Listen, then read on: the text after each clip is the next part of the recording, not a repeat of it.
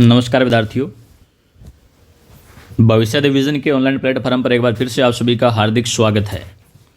Daily 5 प्रश्नों की series अपनी चल रही थी और इस सीरीज के अंतर्गत आज जो हमारा ये वीडियो 5 नंबर वीडियो विद्यार्थियों, और अपना जो टॉपिक चल रहा है वो टॉपिक चल रहा है अपना कालीबंगा सभ्यता चल रहा है। इसके बाद हम अगला टॉपिक देखेंगे और कालीबंगा सभ्यता के अब तक हम 4 वीडियो जो है वो बना चुके हैं, 20 प्रश्न कर चुके हैं। तो शुरू करते हैं आज का प्रश्न, 21वां प्रश्न जो है।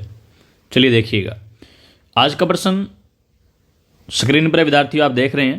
प्रश्न है, निम्न में से कौन सा कथन कालीबंगा सभ्यता के संबंध में असत्य है। हमें यहाँ पर 4 कथन दिए गए और हमें बताना है कि कौन सा कथन जो कालीबंगा सभ्यता के बारे में असत्य है। देखते हैं पहला कथन। देखिए, मकानों की छतें बल्लियों और मिट्टी से बनाई जाती थी। मकानों की छत जो थी वो बल्लियों और मिट्टी से बनाई जाती थी और उन्हें कवेलू से ढका जाता था। ये कथन सही है विद्यार्थियों, असत्य नहीं है। आगे देखिएगा, मकान 1 मंजिला थे तथा उनकी छत पर जाने के लिए सीढ़ियाँ होती थी। ये कथन भी सही है। अगला देखते हैं, सामान्यतः कमरों की फर्श चिकनी मिट्टी से लिपी जाती थी। ये कथन भी सही है विद्यार्थियों। अगला कथन देखते हैं, अधिकांश भवन पक्की ईंटों से बने थे। ये कथन असत्य विद्यार्थियों, क्योंकि अधिकांश भवन जो थे वो पक्की ईंटों के नहीं बने थे। अधिकांश भवन जो थे विद्यार्थियों कच्ची ईंटों के बने थे। मैं आपको बता देता हूँ, कालीबंगा में अधिकांश मकान विद्यार्थियों पक्की ईंटों से नहीं बने थे। अधिकांश मकान जो थे विद्यार्थियों वह कच्ची ईंटों के बने थे। और कालीबंगा जो है, इस कालीबंगा सभ्यता जो सिंधु घाटी सभ्यता का स्थल है राजस्थान के अंदर, इसे यही कारण है, मकान कच्ची ईंटों के बने थे इसलिए इसे कहा जाता है दीनहीन बस्ती कहा जाता है विद्यार्थियों। दीनहीन बस्ती के नाम से भी जाना जाता है। और ध्यान रखिएगा, कालीबंगा में कच्ची ईंटों से निर्मित 5-6 चबूतरे भी मिले हैं। 5-6 चबूतरे जो है वो 5-6 चबूतरे कच्ची ईंटों से निर्मित मिले विद्यार्थी। और एक बात और बता देता हूँ, विश्व में आपसे पूछा जाए विश्व में प्राचीनतम भूकंप के साक्ष्य कहाँ से मिले हैं।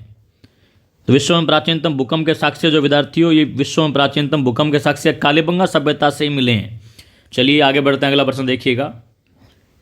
अगला प्रश्न जो है अभी मैंने आपको बताया वही है कि कालीबंगा से प्राप्त चबूतरे निर्मित हैं। तो कालीबंगा से प्राप्त चबूतरे जो हैं अधिकांश मिट्टी की ईंटों से, कच्ची ईंटों से निर्मित है। जो अभी मैंने आपको बताया कि 5-6 चबूतरे मिले हैं जो कि कच्ची ईंटों से निर्मित है। ये प्रश्न विद्यार्थियों आरपीएससी असिस्टेंट प्रोफेसर कॉलेज व्याख्याता 2016 के पेपर के अंदर ये प्रश्न जो था पूछा गया था।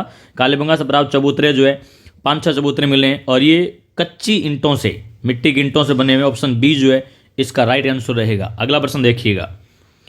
अगला प्रश्न जो है काफी इजी प्रश्न है विद्यार्थियों। प्रश्न है, कालीबंगा का शाब्दिक अर्थ है। यह प्रश्न RAS प्री 1996 और 1999 के अंदर पूछा गया। कालीबंगा का शाब्दिक अर्थ क्या है। ऑप्शन ए काला पत्थर, बी जोता हुआ खेत, सी काली चूड़ियां और डी उपर्युक्त सभी। इसका ऑप्शन है आंसर है सी काली चूड़ियां। कालीबंगा शब्द का शाब्दिक अर्थ विद्यार्थियों काली चूड़ी है, क्योंकि यहाँ का चूड़ी उद्योग प्रसिद्ध था विद्यार्थियों। कालीबंगा स्वतंत्रता के बाद दूसरा उत्खनित पुरास्थल है। यदि पहले की बात करें तो पहला जो है वो पहला रोपड़ है जो कि पंजाब के अंदर सतलज नदी के किनारे है। स्वतंत्रता के बाद खोजा गया जो पहला पुरातात्विक स्थल है वो रोपड़ है और दूसरा जो अपना कालीबंगा है विद्यार्थियों। अगला प्रश्न देखिए, प्रश्न नंबर 24।